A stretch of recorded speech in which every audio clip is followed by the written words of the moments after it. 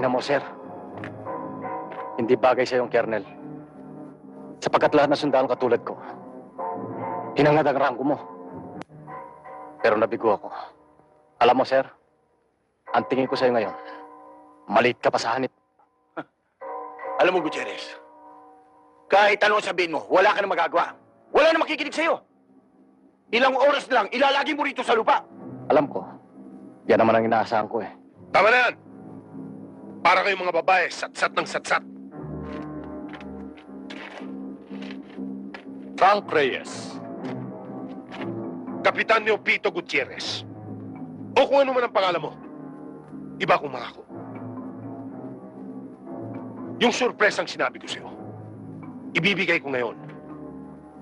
Sa loob ng kagubatang yan, may isang maliit na bahay.